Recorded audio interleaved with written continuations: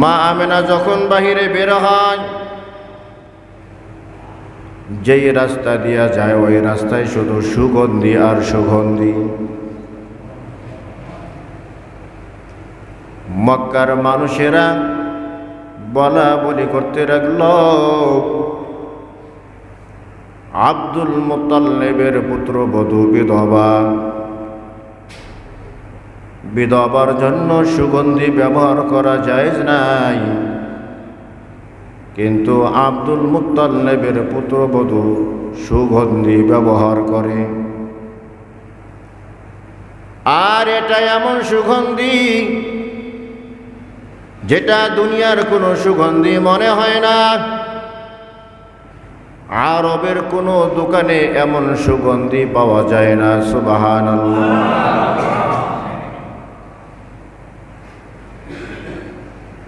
এক কান দুই কান বলা বলি করা শুরু হইল। আব্দুল মুত্তালিবের কানে আওয়াজ পৌঁছে গেল যে আমাদের সরদার আব্দুল মুত্তালিব তার পুত্রবধূ শরিয়াত বিরোধী কাজ করতেছে, সুগন্ধি ব্যবহার করতেছেন। আর এমন সুগন্ধি, যেই সুগন্ধি আরবের কোনো দোকানের ভিতরে পাওয়া যায় না। কোথায় পায় এই সুগন্ধি? আব্দুল মুত্তালিব তার স্ত্রীর কাছে গিয়া বলে, বিবি আয়, সমাজে তো তোমার পুত্রবধূ আমার নাক কান কেটে দিল। তোমার পুত্রবধূ এমন সুগন্ধি ব্যবহার করে যা মানুষের নাকে গিয়া লেগে যায়। মানুষ সমালোচনা করতেছেন, আব্দুল মুত্তালিবের পুত্রবধূ সুগন্ধি ব্যবহার করে, অথচ সে বিধবা নারী।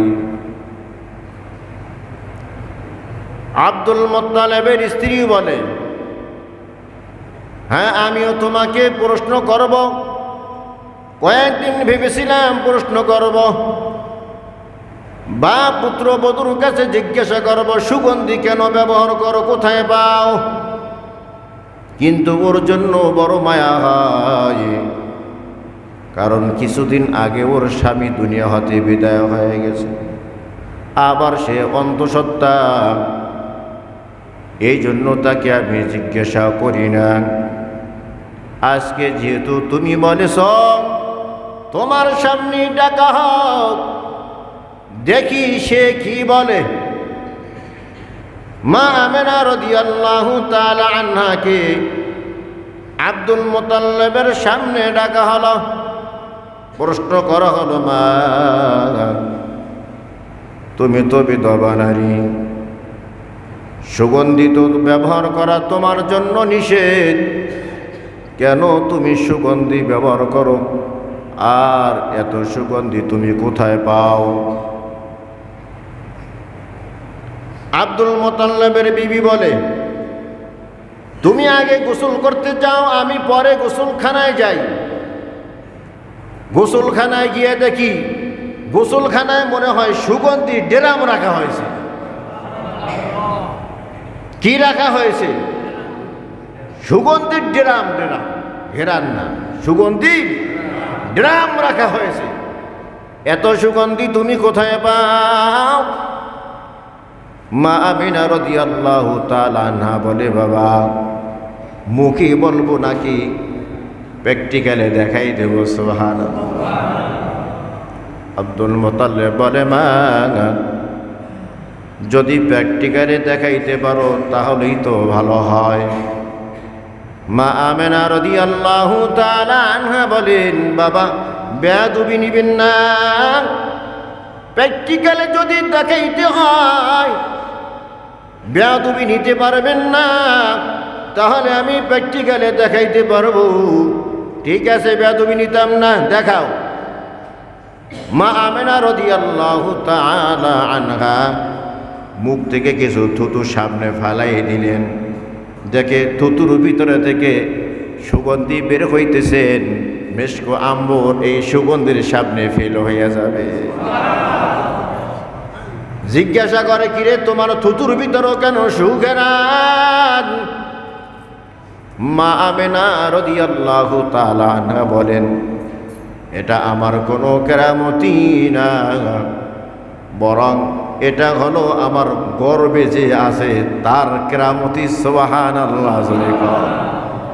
আমার এই সন্তান আমি পেটের ভিতরে যেই দিন ধারণ করেছি ওই দিন থেকে এই সুগন্ধি বের হয়।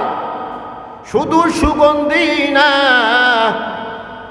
ওই দিন দেখি আমার ঘরের ছাদ ফেটে আসমানে চাঁদ এসে আমাকে সালাম করে,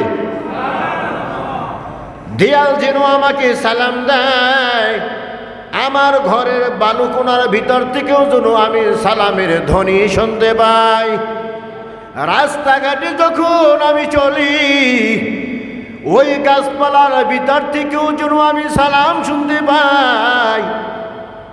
বলে মারহাবা, এ আমেনা তোর জীবন ধন্য, তোর পেটের ভিতরে আগমন করেছেন রহমাতুল লিল আলামিন, ইমামুল আউয়ালিন আল আখিরিন, বকরে সদকা রহমাতাল লিল আলামিন, শুধু ওজুদাস রহমাতুল লিল আলামিন, মসজিদে ও সদকা মারো এ জমিন। এ মা, আরো কি ঘটনা শোনাবো? বলো। আমি যখন বালতি হাতে নিয়ে কূপের কিনারায় যাই পানি তুলব, বালতি আমার নিচে ফালাইতে হয় না, আমি গিয়ে দেখি কূপটা পানিতে বোঝাই হয়ে গেছে।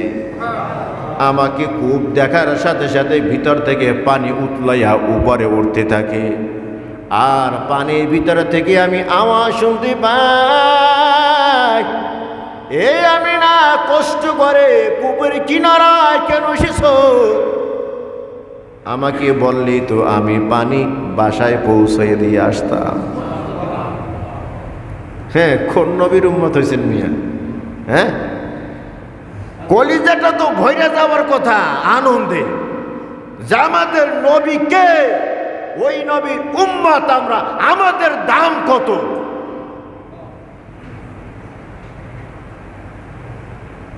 নবীও চিনি নাই, আর আমরা যে কি দামি উম্মত এটাও আমরা বুঝতে পারি না। এজন্য তো নবীর সুন্নত মানতে কি হয়? কষ্ট হয়।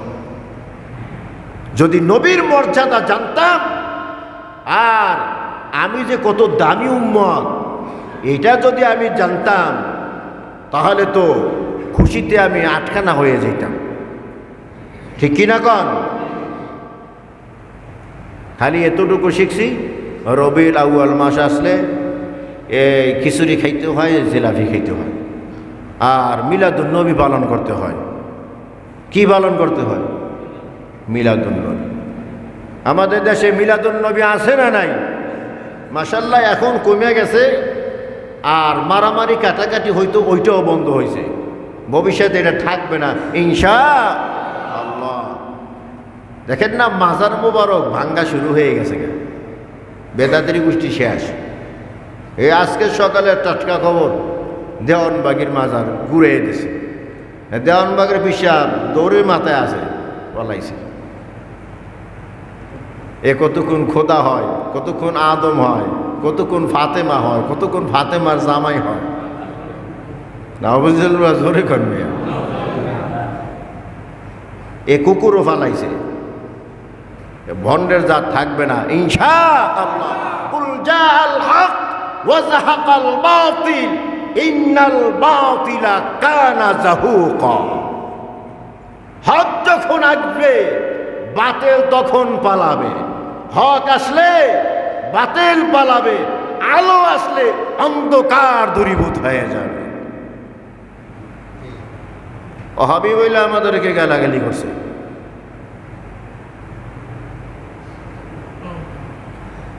হক জিন্দা হইতেছে ইনশাআল্লাহ, হক জিন্দা হইতেছে। আমরা মিলাদুন নবীর ভক্ত না, আমরা সিরাতুন নবীর ভক্ত। কিসের ভক্ত? আরো জোরে কান। মিলাদুন নবীর ভক্ত না, সিরাতুন নবীর ভক্ত। মিলাদুন নবীর ভক্তরা জাহান্নামী হয়, আর সিরাতুন নবীর ভক্তরা জান্নাতি হয়। সুবহানাল্লাহ, জোরে কর। মিলাদুন নবীর ভক্তরা কি হয়? জাহান্নামী হয়। সিরাতুন নবীর ভক্তরা জান্নাতি হয়। মিলাদুন নবী কি? নবীর জন্ম, নবীর জন্ম। আর সিরাতুন নবী কি? নবীর 63 বছরের জীবন ইতিহাস। এটা হলো সিরাতুন নবী। মিলাদুন নবী কয় দিনের? বারবার হয়। সিরাতুন নবী সারা জীবনের। সিরাতুন নবী সারা জীবনের। মিলাদুন নবী পালন করা যায় না, মিলাদুন নবী কায়েম করা যায় না। মিলাদুন নবী আলোচনা করা যায়। কি করা যায়? আর সিরাতুন নবী আলোচনা করলে হয় না, বরং নিজের জীবনে সাজাইতে হয়, জীবনকে সাজাইতে হয়। সিরাত দিয়া, নবীর সিরাত দিয়া জীবনকে সাজাইতে হয়। আর যারা বলে মিলাদুন নবী পালন করে, ওরা ধোঁকা দেয় মানুষকে। কি দেয়? আরো জোরে কর। জন্মকে আরবিতে মিলাদুন বলা হয়। কি বলা হয়? মিলাদুন। মিলাদুন শব্দের অর্থ কথা কয় না। মিলাদুন শব্দের অর্থ জন্ম। মিলাদুন নবী মানে নবীর জন্ম। তা নবীর জন্ম পালন করবেন কেমনে? নবীর জন্ম কায়েম করবেন কেমনে? এটা আলোচনা করা যায়। কি করা যায়? আলোচনা করা যায়। বিশেষ করে আমাদের নবী মুহাম্মদুর রাসূলুল্লাহ সাল্লাল্লাহু আলাইহি ওয়াসাল্লামের মুজিজাপূর্ণ যে জন্ম, পালন করা সম্ভব না, কায়েম করা সম্ভব না। কিভাবে পালন করবেন? নবীজি সাল্লাল্লাহু আলাইহি ওয়াসাল্লাম মায়ের গর্ভ থেকে দুনিয়াতে আগমন করেছেন নার কাটা অবস্থায়, খতনা করা অবস্থায়। সুবহানাল্লাহ। আমাদের সন্তানেরাও তো এমন আসে, নার কাটা অবস্থা আছে, খতনা করা অবস্থা আছে না। আমার নবী দুনিয়াতে আগমন করেছেন নার কাটা অবস্থায়, খতনা করা অবস্থায়। এটা পালন করবেন কেমনে? কথা কয় না। পালন করা যায়? তা হাহু একটা কইবেন তো। পালন করা যায়, এটা কায়েম করা যায়, এটা আলোচনা করা যায়, বলা যায়, আলোচনা করা যায়। আমার নবী যখন দুনিয়াতে আগমন করেন, মা আমেনার বক্তব্য শুনেন। মা আমেনা রাদিয়াল্লাহু তাআলা আনহা বলেন, আমি সন্তান প্রসব করলাম, মোটেও কষ্ট অনুভব করি নাই। জোরে কান সুবহানাল্লাহ। দুনিয়ার মায়েদের অবস্থা মনে হয় এমন হয়, আমাদের মায়েদের অবস্থা মনে হয় এমন হয় না। না, বরং আমাদের মায়েরা কেউ পাগল হয়ে যায়, কেউ অস্থির হয়ে যায়, কেউ মাতাল হয়, কেউ চিৎকার দেয়, লজ্জা শরম ভুলিয়া যায়। সন্তান যখন সম্ভাবনা, মা তখন শ্বশুর শাশুড়ির কাছ থেকে বিদায় নেয়, বান্ধবীদের কাছ থেকে বিদায় নেয়। এরে বান্ধবীদের দল, দীর্ঘদিন তোদের সাথে হাসি তামাশা গল্প গুজব করেছি, আজকে আমার সন্তান সম্ভাবনা, জানি না এই সন্তান জন্ম দিতে গিয়া বেঁচে থাকবো নাকি মরে যাব। যদি মরে যাই আমাকে মাফ করিয়া দে, আর যদি বেঁচে যাই তো আবার তোদের সাথে দেখা সাক্ষাৎ হবে। বান্ধবীদের কাছ থেকে বিদায় নাই, গভীর রাতে ঘুম থেকে জাগিয়া স্বামীর পা দুইটা জড়াইয়া ধরিয়া বলে, প্রাণের স্বামী আমার, দীর্ঘদিন তোমার ঘর সংসার করেছি, তোমার খেদমত আমার দ্বারা হয় নাই, তোমার হক আমি আদায় করতে পারি নাই, তোমার ঘর সংসার আমি ঠিক মতো দেখাশোনা করতে পারি নাই। ও স্বামী, আমার তো সন্তান সম্ভাবনা, আমি সন্তান জন্ম দিতে যাব, জানি না এই সন্তান জন্ম দিতে গিয়া বেঁচে থাকবো নাকি মরে যাব। যদি দুনিয়া হাতি বিদায় হয়ে যায় তো তুমি আমাকে ক্ষমা করিয়া দাও। স্বামীর কাছ থেকে বিদায় নেয়, সন্তান জন্ম দিতে যখন যায়, প্রসব বেদনা যখন শুরু হয়, কোনো মা তো বেহুশ হয়ে যায়, কোনো মা মাতাল হয়ে যায়, কোনো মা কষ্ট সহ্য করতে না পেরে চিৎকার দেয় আর বলে, এরে বান্ধবীদের দল, কষ্ট সহ্য করতে পারি না, একটা চাকু হাতে দে, কল্লাটা কাটিয়া দেহ থেকে আলাদা করে দে, কষ্ট সহ্য হয় না, চাকু চায় কল্লা কাইটা আলাদা কইরা দাও, ওইটা সহ্য করতে পারবো, কিন্তু এই যে প্রসব বেদনা শুরু হয়েছে এটা আমি সহ্য করতে পারি না।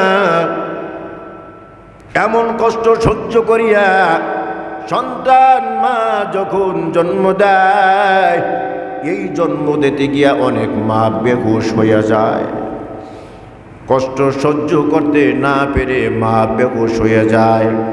ওই সন্তান দুনিয়াতে এসে ওয়া ওয়া বলে যখন একটা চিৎকার দেয়, এই কান্নার আওয়াজটা যখন জনম দুঃখিনী মায়ের কানে পৌঁছে যায়, সাথে সাথে মা হুঁশ ফিরে পায়। সুবহানাল্লাহ জোরে কান। এরপর মা দুনিয়াতে সন্তান আসার পর বান্ধবীদেরকে ডেকে বলে, ওই কলিজার টুকরা সোনার মানিকটা আমার বুকে তুইলাতে, সন্তান জন্ম দিতে গিয়া বালতি ভরা রক্ত আমার ঝরেছে, আমি বড় দুর্বল, আমার সন্তানকে একটু আমার বুকে তুলে দে। বান্ধবীরা বলে, কিরে আল্লাহর বান্দি, কিছুক্ষণ আগে তো চাকু হাতে চেয়েছিলা, কল্লাটা কাটিয়া দেহ থেকে আলাদা কইরে দিবা, এখন আবার ওই সন্তান কেন বুকে চাও? জনম দুঃখিনী মা স্বস্তির পানি ছেড়ে দিয়ে, চোখের পানি ছেড়ে দিয়া বলে, বান্ধবীরা তোরা বুঝবি না, আমার এই কচি বাচ্চার কচি মুখের কান্নার আওয়াজ যখন আমি মায়ের কানে পৌঁছে যাই, আমি মা অতীতের সব দুঃখ কষ্ট ভুলে যাই। খেদমতে মা দরবে দর কুন সুবহ শান, তাকে বাসি দরদ আলম নেকো নাম। খেদমতে মা দরবে দর কুন ইখতিয়ার, তাকে বাসি দরদ আলম বখতিয়ার। সন্তান জন্ম দিতে গিয়া অসহনীয় কষ্ট মাকে সহ্য করতে হয়, ঠিক কিনা কন? কিন্তু মা আমেনা বলে, এ দুনিয়ার মহিলারা কানকারা কইরা শুনে নাও, আমার সন্তান যে আমি জন্ম দিয়েছি আমি মোটেও টের পাই নাই। জোরে কান সুবহানাল্লাহ। এটা কি পালন করা যায় না আলোচনা করা যায়? কথা কয় না, আলোচনা করা যায়। আমার নবী যখন দুনিয়াতে এসেছেন, দুনিয়াতে আসার পর কোনো কান্নাকাটি নাই, আওয়াজ নাই, উপর হয়ে শুয়ে আছে। মা আমেনা বলে, বান্ধবীরা তাকাই দেখ আমার সন্তানটা বোবা হইল কিনা, আওয়াজ কেন দেয় না, কান্নাকাটি কেন করে না, একটু দেখ আমার সন্তানটা বোবা হইল কিনা। বান্ধবীরা কানটা যখন নবীর মুখের সামনে লাগায় দেয়, দেখে নবীর মুখ থেকে আওয়াজ আসতেছে, রব্বি হাবিলি ইয়া উম্মতি, রব্বি হাবিলি ইয়া উম্মতি। আল্লাহু আকবার, জোরে কর। দুনিয়াতে আইসাই আমার নবী উম্মতের জন্য দোয়া করেন, আমাদের সন্তানেরা করেনি। না না, নবী দুনিয়াতে এসে উম্মতের জন্য দোয়া করেন, দুনিয়াতে এসে উম্মতের জন্য দোয়া। আবার দুনিয়া হতে যখন বিদায় হয় তখনও আমার উম্মতের কি অবস্থা হবে? উম্মতের জন্য পাগল। আমার নবী দুনিয়াতে আসলেন, পারস্য দেশের 1000 বছরের প্রজ্বলিত আগুন যে আগুনকে তারা পূজা করত, নবী দুনিয়াতে আগমন করার সাথে সাথে ওই পারস্য দেশের 1000 বছরে প্রজ্বলিত আগুন নিভে গেছে। কত বড় নবীর মুজিজা! কোন নবীর উম্মাহ দেখছেননি? কাবা ঘরের ভিতরে 360টা মূর্তি। কয়টা? 360টা মূর্তি। নবীজি দুনিয়াতে আগমন করেছেন, সাথে সাথে 360টা মূর্তি আল্লাহ পাকের কুদরতি পায়ের উপর সিজদায় পড়ে গেছে। মূর্তি সিজদায় পড়ে যায় নবীর আগমনে। সুবহানাল্লাহ জোরে কর।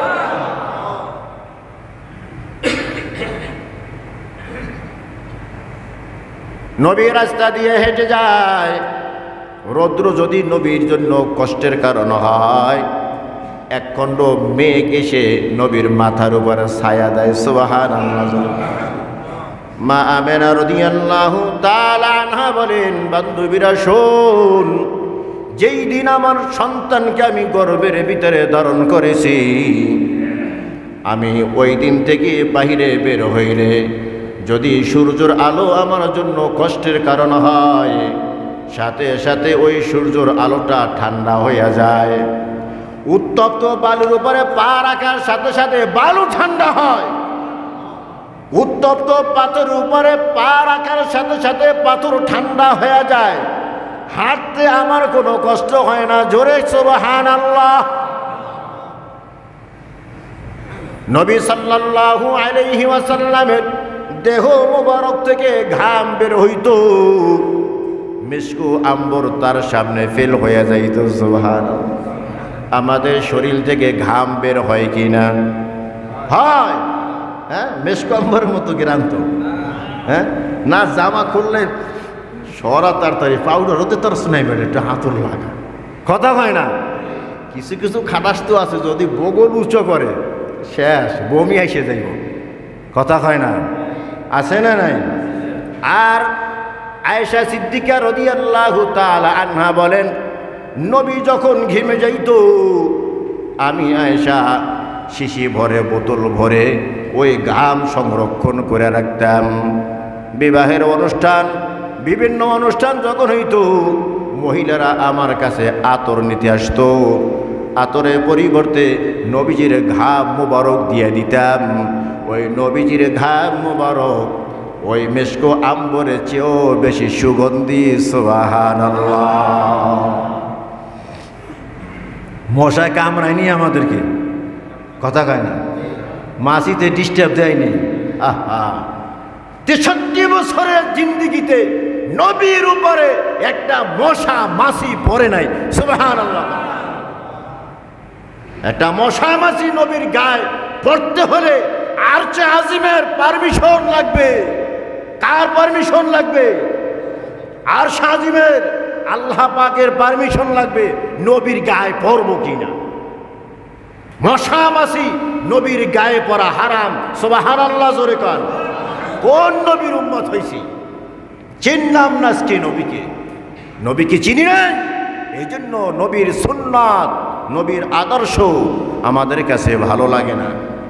শুধু ওই ইয়া নবী সালাম আলাইকা, ইয়া রসুল সালাম আলাইকা, 5 খান জিলাপি গরম গরম দাও। কথা কয় না? হ্যাঁ, জিলাপির পাগল নাকি সুন্নতের পাগল হব? কথা কয় না? জিলাপির পাগল হব নাকি সুন্নতের পাগল? খিচুড়ির পাগল হব নাকি সুন্নতের পাগল? আল্লাহ তাআলা আমাদের সুন্নতের পাগল হবার তৌফিক দান করুন। আরো জোরে। সিরাতুন নবী পালন করতে হবে, সিরাতুন নবী অনুযায়ী জীবন করতে হবে। মিলাদুন নবীর ভক্ত হইয়া জান্নাতে যাওয়া যাবে না, জাহান্নামী হইতে হবে। আমাদের সমাজে কিছু লোক এমনও আছে যারা নবীর মিলাদুন নবীতে আনন্দ ফুর্তি করে বেড়ায়। 12ই রবিউল আসলে আনন্দ ফুর্তি করে বেড়ায়। আছে না নাই? আবার কিছু মানুষ এমনও আছে যারা নবীর মোহাব্বতে নিজের জীবনও দিতে চায়। আছে না নাই? আরো জোরে কাল। আবার কিছু মানুষ এমন আছে যারা শুধু মৌখিকভাবে নবীর গুণগান গায়। কয় শ্রেণীর লোক হইল? এক শ্রেণীর লোক আছে যারা শুধু আনন্দ ফুর্তি করে বেড়ায়, মিলাদুন নবীর আনন্দ ফুর্তি। আর এক শ্রেণীর লোক আছে যারা নবীজির মোহাব্বতে তাদের জীবন দিতে চায়। আবার আর এক শ্রেণীর লোক আছে যারা শুধু মৌখিকভাবে নবীর গুণগান গায়। কয় শ্রেণী হইল? তিন শ্রেণীর লোক নবীর জমানায় ছিল, এখনো আছে, কিয়ামত পর্যন্ত থাকবে। আর এই তিন শ্রেণীর মানুষই হবে জাহান্নামী। জোরে কন্যা নাউজুবিল্লাহ। মিলাদুন নবীতে খুশি হয়েছিল সর্বপ্রথম নবীজির আবুল চাচা আবু লাহাব। কে? আবু লাহাব। নবীজি যখন দুনিয়াতে আগমন করেছেন, ফজরের নামাজের পর সকালবেলায় আবু লাহাবের মহামূল্যবান এক দাসী সুয়াইবা সকালবেলায় গিয়া বলে, মনিব, আপনার এমন একটা ভাতিজা দুনিয়াতে আগমন করেছে যার চেহারাটা এত সুন্দর, আকাশের চাঁদও তার সামনে হার মেনে যায়। জোরে কোন সুবহানাল্লাহ। আবু লাহাব এতটাই খুশি হয়েছে, কিরে সুয়াইবা, সকালবেলায় আমাকে তুই একটা সুসংবাদ শুনাইলি। শাহাদাত আঙ্গুলি উঁচু করিয়া বলে, যা, আমি চিরজীবনের জন্য তোকে আজাদ করে দিলাম, মুক্ত করে দিলাম, যা, তুই আজকে থেকে স্বাধীন। জোরে কোন সুবহানাল্লাহ। কত খুশি আবু লাহাব। কেন খুশি? মিলাদুন নবীতে খুশি। মিলাদুন নবী মানে নবীজির জন্ম। নবীর জন্মেতে আপন চাচা আবু লাহাব কতটা খুশি। খুশি হইয়া মহামূল্যবানের দাসীটাও সাথে সাথে আজাদ করে দিলেন। সুবহানাল্লাহ। এই আবু লাহাবের কাছে যখন নবীজির সিরাতের দাওয়াত পড়ছিল, নবীর আদর্শ গ্রহণের আহ্বান বসল, সাথে সাথে আবু লাহাব বেঁকে গেল। কোরআনে আয়াত নাজিল হয়ে গেল, ওয়া আনজির আশিরাতাকাল আকরাবিন। ও নবী, আপনার নিকটবর্তী যারা আছে আত্মীয় স্বজন, তাদেরকে আখিরাতের ভয় দেখান, দিনের দাওয়াত দেন। নবী সাল্লাল্লাহু আলাইহি ওয়াসাল্লাম উঁচু এক পাহাড়ে উঠে গেল, আত্মীয় স্বজন সবাইকে ডাক দিল। সব আত্মীয় স্বজন পাহাড়ের নিচে হাজির হয়ে গেল। নবীজি ওখান থেকে আওয়াজ দিল, এ কুরাইশের দল, আমার আত্মীয় স্বজনেরা, বলো তোমরা পাহাড়ের এই পারে আসো, আর ওই পারে এক দল অস্ত্র শস্ত্র সহ শত্রুরা তোমাদের উপরে আক্রমণ করার জন্য ওত পেতে বসে আছে। তোমরা কি আমার এই কথাটা বিশ্বাস করবানি? সবাই এক বাক্যে বসলো, হা, বিশ্বাস করব, কারণ মুহাম্মদ সাল্লাল্লাহু আলাইহি ওয়াসাল্লাম তুমি জীবনও একটা মিথ্যা কথা বলো নাই। সুবহানাল্লাহ। জোরে কান। এ আসেন এখানে একজন, একটু হাত জায়গায় দেখান দিই যে আমি জীবনে একটা মিথ্যা কথা বলি নাই। আরে আমি এক সপ্তাহের ভিতরে একটা মিথ্যা কথা বলি নাই। দেখি কোন আল্লাহর ওলিটা আছেন এখানে? নাই, নাই। আর আমার নবীর আদর্শ শোনেন, আমার নবী সারা জীবনে একটা মিথ্যা কথা বলে নাই। সুবহানাল্লাহ। জোরে কান। আমার নবীকে বেঈমানেরা পাগল বলেছে, জাদুকর বলেছে, আমার নবীকে বেঈমানেরা কবি বলেছে, কিন্তু আমার নবীকে কোনো বেঈমান মিথ্যুক বলতে পারে নাই। সুবহানাল্লাহ। জোরে। সবাই এক বাক্যে বলল, মুহাম্মদ, হ্যাঁ অবশ্যই বিশ্বাস করব, কারণ তুমি জীবনও একটা মিথ্যা কথা বলো নাই। আল্লাহর নবী বললেন, আমাকে এতটাই সত্যবাদী যদি তোমরা মনে করো, তাহলে আজকে একটা মহাসত্য কথা তোমাদেরকে শুনাইতে চাই। আর তা হলো, আখিরাতের কঠিন আযাব থেকে যদি বাঁচতে চাও, জাহান্নামের আগুন থেকে যদি বাঁচতে চাও, তাহলে লা শারিক আল্লাহ তাআলাকে মেনে নাও। কাকে মেনে নিবা? লা শারিক, যার সাথে কি নাই, কোনো শরিক নাই। কুল হুয়াল্লাহু আহাদ, আল্লাহুস সামাদ লাম ইয়ালিদ ওয়া লাম ইউলাদ ওয়া লাম ইয়াকুল লাহু কুফুয়ান আহাদ। লা শারিক, আল্লাহ তাআলাকে মেনে নাও। সাথে সাথে আবু লাহাব বড় রাগ করলো, মেজাজটা গরম করে বলে, মুহাম্মদ এমন একটা অধর্ম কথা শোনার জন্য আমাদের এই সময়কে নষ্ট করলি, তোর সারাটা দিন ধ্বংস হয়ে যাক। বড় একটা পাথর হাতে নিছে, নবীজির মাথার উপরে মারবে, নাউজুবিল্লাহ কর, আর বদদুয়া দিয়ে দিল, তোর সারাদিন ধ্বংস হোক। এ বদদুয়া আমার আল্লাহ সহ্য করতে পারেন নাই, কারণ নবীজিকে সবচেয়ে বেশি কে ভালোবাসে? সবচেয়ে নবীকে আল্লাহ বেশি ভালোবাসেন। আল্লাহ তাআলার সাথে সাথে জিবরাইলকে ডাক দিলেন, জিবরাইল আয় আয়, আমার নবীর সারা দিন ধ্বংস হবে না, আবু লাহাবই ধ্বংস হবে। সূরা নিয়ে শুনে দাও, তাব্বাত ইয়াদা আবি লাহাবিন ওয়া তাব মা আগনা আনহু মালুহু ওয়া মা কাসাব সায়াসলা নারান যাতা লাহাব ওয়া ইমরাতুহু হাম্মালাতাল হাতাব ফি জিদিহা হাবলুম মিন মাসাদ। সূরা শুনে দাও, আবু লাহাবের উভয় জগৎ ধ্বংস হয়ে গেল। এও কালো আবু লাহাবের ধ্বংস, পরকালো আবু লাহাবের ধ্বংস। আরে ধ্বংস জঙ্গ থেকে তার সন্তান তার মাল বাঁচাতে পারবে না, ঠিক কিনা কর? বাঁচাইতে পারছিল? পারে নাই। আবু লাহাবের নাম ছিল আব্দুল উজ্জা। কি আছিল? আর জোরে কন, আব্দুল উজ্জা। উজ্জা দেবীর গোলাম। আব্দুল উজ্জা মানি উজ্জা দেবীর গোলাম।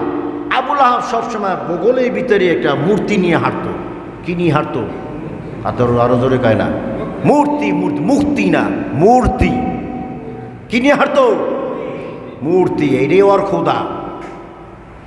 এইটা কি? ওর খোদা। খোদারে পকেটে লইয়ে লইয়ে হাঁটতো, নাউজুবিল্লাহ কর। আরবের ভিতরে খেজুর দিয়াও খোদা বানাইতো।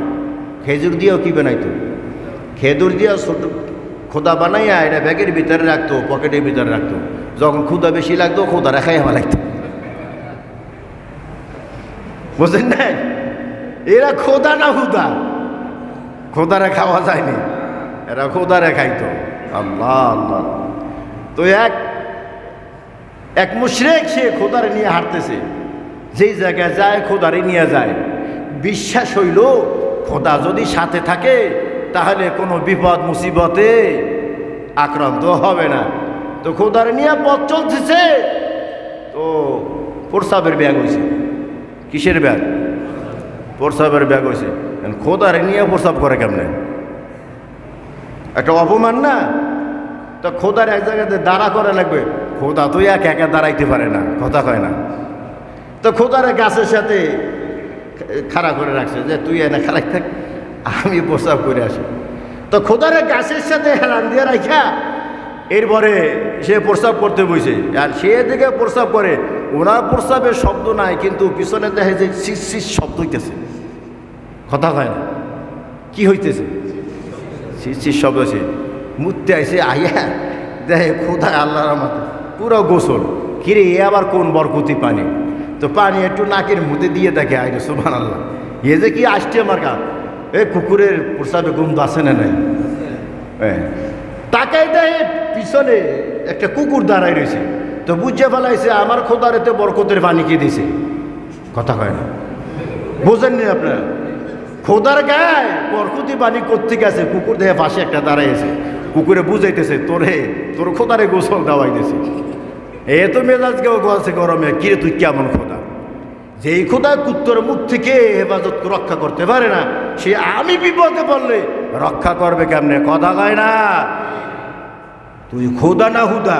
পা ধরিয়া আসার মারা শুরু করছে, যা তোরে এইবার স্বর্গে পাঠাই দিলাম, নাউজুবিল্লাহ কর। তা আবু লাহাব মুঘলের ভিতরে মূর্তি নিয়ে চলতো, ওইটার নাম ছিল উজ্জা। এই জন্য আবুল আহাবকে আব্দুল উজ্জা, উজ্জা দেবীর গোলাম বলা হইতো। আবুল আহাবের চেহারা ছিল খুব লাল, টকটকে লাল। দেখবেন সমাজের ভিতরে যেই মানুষটা খুব লাল হয়, লাল মানুষ আছে না, চেহারা সাদা ধবধবা সাদা, একটু রৌদ্র লাগলেই লাল হয়ে যায়, আবার একটু মেজাজটা গরম হইলে চেহারা লাল হয়ে যায়, কথা হয় না। সমাজের মানুষ ওনার আসল নাম যাই থাকুক না কেন, সমাজের মানুষ কিন্তু লাল মিয়া ডাকে, কথা হয় না, আর আঙ্গু মিয়া ডাকে, কথা হয়। তো আবুল আহাবের চেহারা ছিল লাল, আর মানুষেরাও ডাকে আবুল আহাব। তো আল্লাহ তাআলা বলে, যা মানুষে যেহেতু তোরে আবুল আহাব ডাকে, আব্দুল উজ্জা কয় না, তোরে আবুল আহাব কয়, তো আমিও তোর নাম রাখে দিলাম আবুল আহাব। কিয়ামতের কঠিন মুসিবতে তোরে জাহান্নামে, আমি জাহান্নামের আগুন দিয়া, লাল আগুন দিয়া তোরে সাইজ করব। কোন আগুন দিয়া?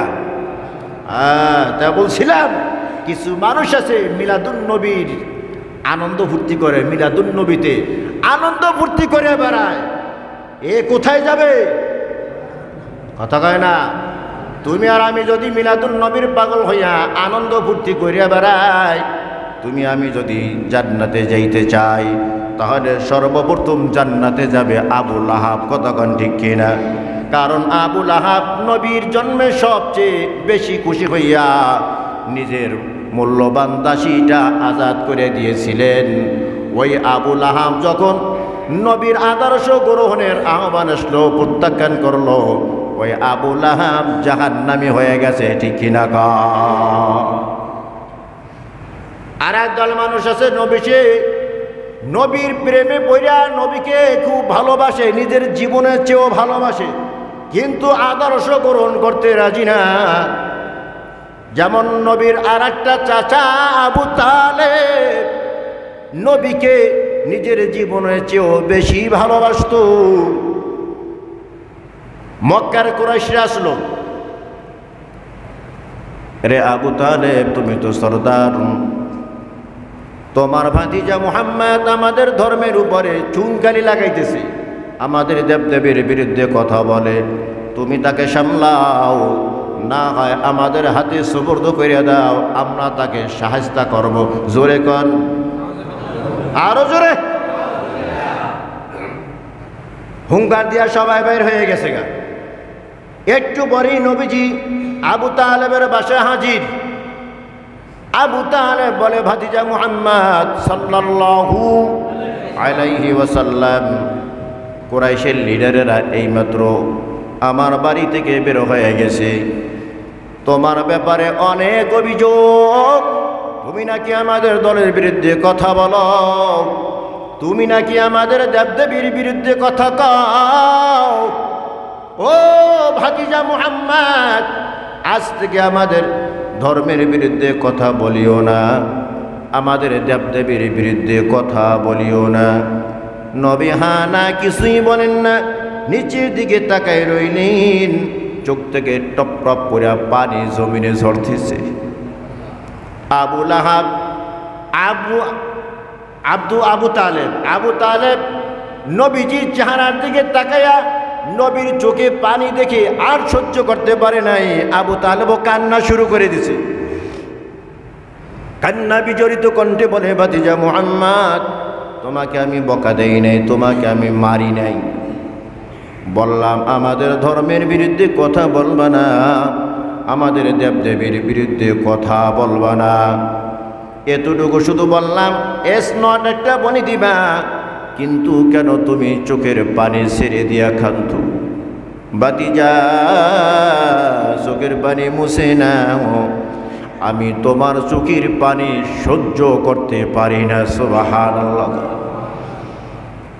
কারণ তোমার দুনিয়াতে মা নাই, বাবা নাই, তুমি বড় ইয়াতীম, অসহায়।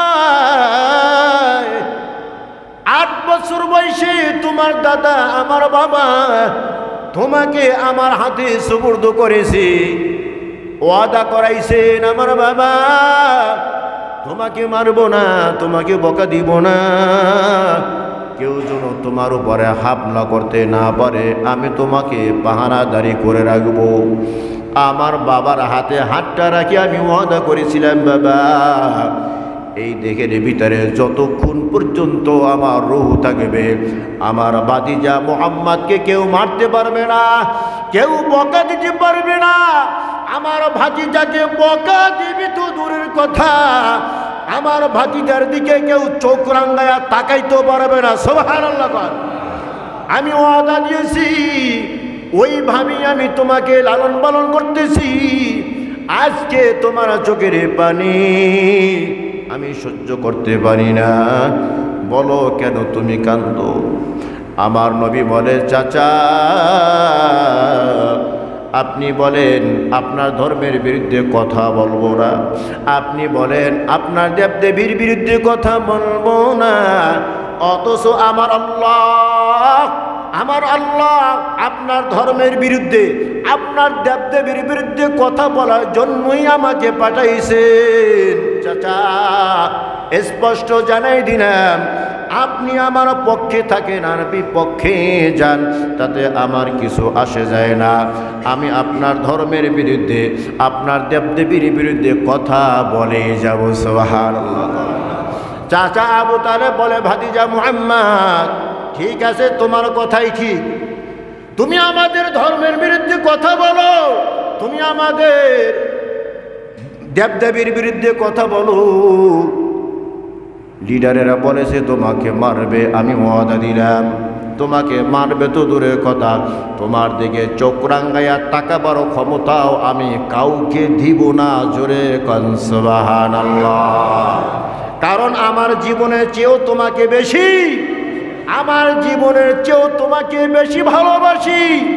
এই ভালোবাসার চাচা যখন মুমূর্ষ অবস্থায় নবী মাতার পাশে বসে বারবার কালেমা তালকিন দিতেছে, ও চাচা সারাটা জীবন আমার উপরে ছায়া স্বরূপ আপনি কাজ করেছেন, চতুর্দিক থেকে আপনি আমাকে বিপদ ও মুসিবতের হাত থেকে হেফাজত করেছেন।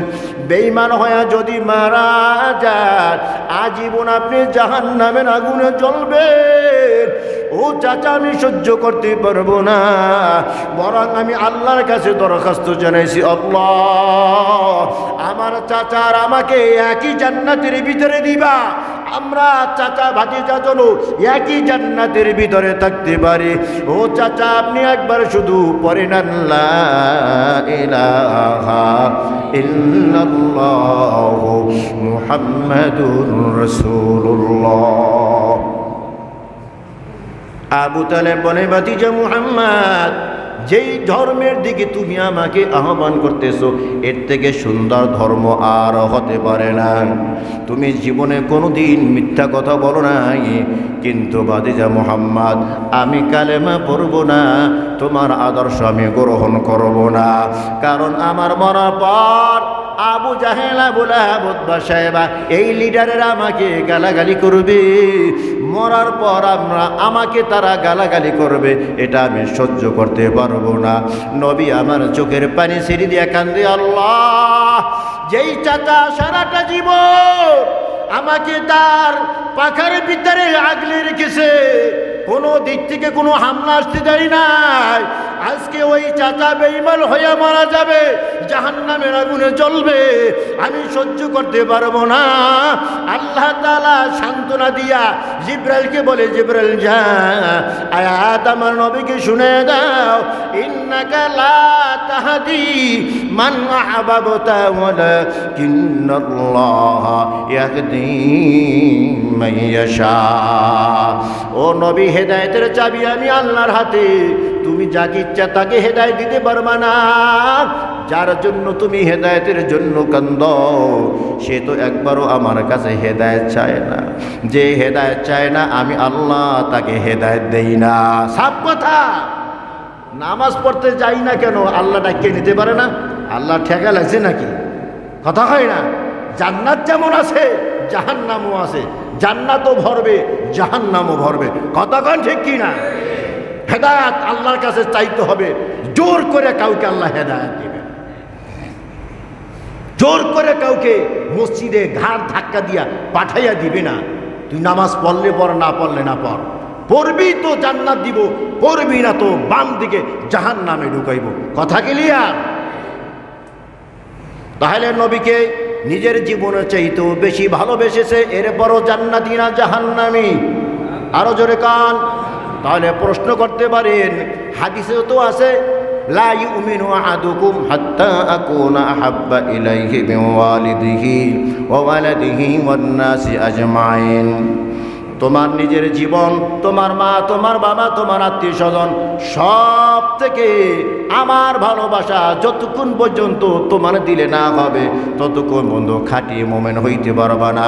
তো আবু তালেব তো নিজের জীবনে চেয়ে আত্মীয় স্বজন সবার থেকে নবীকে বেশি ভালোবেসেছে। জাহান্নামী হইল কেন? জাহান্নামী এই জন্য হয়েছে, নবীর ভালোবাসা তার অন্তরের ভিতরে ছিল, কিন্তু ঈমান ছিল না। কি ছিল না? ঈমান ছিল না। নবীর আদর্শ সে গ্রহণ করে নাই। নবীর আদর্শ গ্রহণ করিয়া নবীকে ভালোবাসা, আর নবীর আদর্শ গ্রহণ না করিয়া নবীকে ভালোবাসা। নবীর আদর্শ গ্রহণ করিয়া নবীকে ভালোবাসলে সে হয় জান্নাতি। নবীর আদর্শ গ্রহণ না করিয়া নবীকে ভালোবাসলে তার ঠিকানা। আদর্শ গ্রহণ করতে হবে, সিরাতুন নবী মানতে হবে, এরপরে নবীর ভালোবাসা। এই ভালোবাসায় জান্নাতের মেহমান বানাবে। কতক্ষণ ঠিক কি না? আর একবার মানুষ শুধু মুখে মুখে নবীর প্রশংসা করে, যেমন আবু জাহেল। আবু জাহেল নবীকে শুধু মুখে মুখে প্রশংসা করত। মুহাম্মদ আল আমিন, মুহাম্মদ আস-সাদিক, মুহাম্মাদের মতো বিশ্বাসী মানুষ কেউ নাই, আমানতদারি মানুষ আর কেউ নাই। যখন তাকে কালেমার দাওয়াত দেওয়া হইল, প্রত্যাখ্যান করলো, বেঁকে বসলো, না মুহাম্মদ মিথ্যা কথা বলে। লিডার আইসা জিজ্ঞাসা করলো, এ আবু জাহিল, 40টা বছর পর্যন্ত মুহাম্মাদের প্রশংসায় পঞ্চমুখ ছিলা, এখন তোমাকে কালেমার দাওয়াত দেয়, তুমি এখন তার কালেমা গ্রহণ করো না, কারণটা কি? তাহলে মুহাম্মদ এত বছর কি মিথ্যা কথা বলেছে, এখন কি সত্য কথা বলে? আবু জাহেল বলে, না না, 40 বছর পর্যন্ত মুহাম্মাদের কাছে ওহী আসে নাই, এই জন্য মুহাম্মদ সত্যবাদী ছিল। আর এখন যেহেতু ওহী আসা শুরু হয়েছে, এখন মুহাম্মদ পাগল হয়ে গেছে। জোরে কর নাউজুবিল্লাহ। মুখে প্রশংসা করলেও হয় না, ওই প্রশংসা কখন কাজে লাগবে? যখন নবীজির আদর্শ গ্রহণ করবে। ঠিক কিনা কর? সমাজে কিছু মানুষ এমন এখনো আছে, নবীজির প্রশংসায় পঞ্চমুখ, মুখে দাড়ি নাই, মাথায় টুপি নাই, গায়ের ভিতরে নবীজির সুন্নত নাই। আছে না নাই? এ দল কিয়ামত পর্যন্ত থাকবে। তাহলে এই 3 শ্রেণীর মানুষ যারা নবীজির আদর্শ গ্রহণ করতে রাজি না, কিন্তু মিলাদুন নবীর জন্য বড় পাগল। তো মিলাদুন নবীর জন্য পাগল হইলে জান্নাতের মুখ দেখবে না, কি দেখবে? জাহান্নাম দেখবে। আল্লাহ তাআলা আমাদেরকে নবীজির আদর্শে আদর্শবান হওয়ার তৌফিক দান করুন।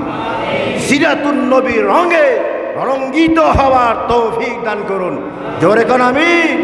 ওয়া আখিরু দাওয়ানা আনিল হামদুলিল্লাহি রাব্বিল আলামিন।